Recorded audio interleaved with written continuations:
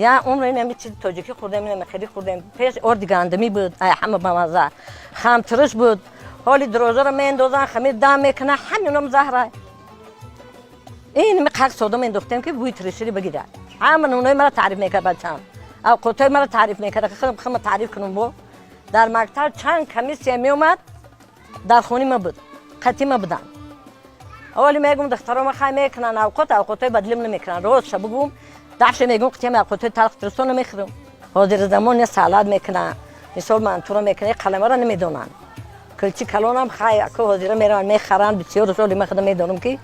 ما پیش فقط میکردیم نونی تنقتی ما معرکمون با نونی تنق میذارونیم این ما یا تشمیون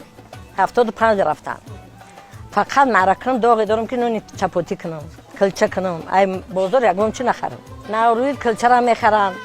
نونی نونبویی میخرن معرکاشون میذارونن فایده بخش این همه کسل ده اوموچ اکی نمی کسلای قند کسلای مثال چی اونا چی تیزک آشی توپا همش فایده نکه بچه شلخای پودینای اینا کدوای اینیده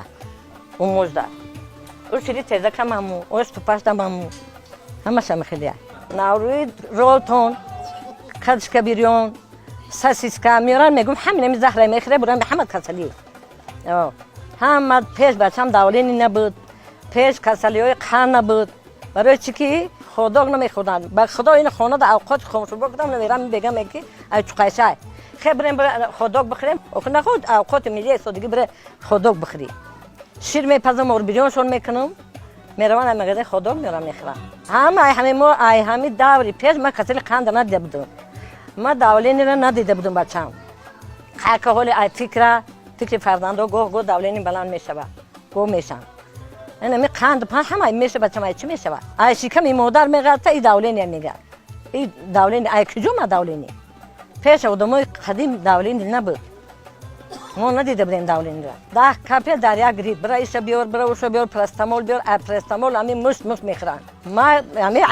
این همی شلی تیزک میخوردم همون گریپ هم بیودم نکشیدم میونی شیربرین بخورن این ماسک تاجیکی بخورن آخی ما چی بخورن این شلی تیزک شیرکدو نکنی میخورن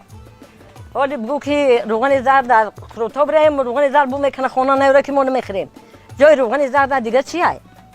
روغن زرد پیش پیولقتی میخوردیم گوشت گوسفند میخوردیم خدا رحمتی آتم گوسفند میکش دادرو میرفتن دمی گوسفند نمیخوام میبردن میخوردن حالی گوسفند نیور بو میکنه روغن زرد بو میکنه همین روغن زرد چیزی است که بو کنه رولتون بو نمیکنه شگی بو رولتون میخرن با یک هفته شکممون در میکنه انا گریفمون قاق میخرن طلبای مکتب همه جنگ میکنه بخدو مکتب میرم زهر بخره میگم چی با یک خودو که دیگه داداشون نمیخوام میقدر مو بیناشون نمیدونم موساسید که قوریستونه همه زهر میخره میگم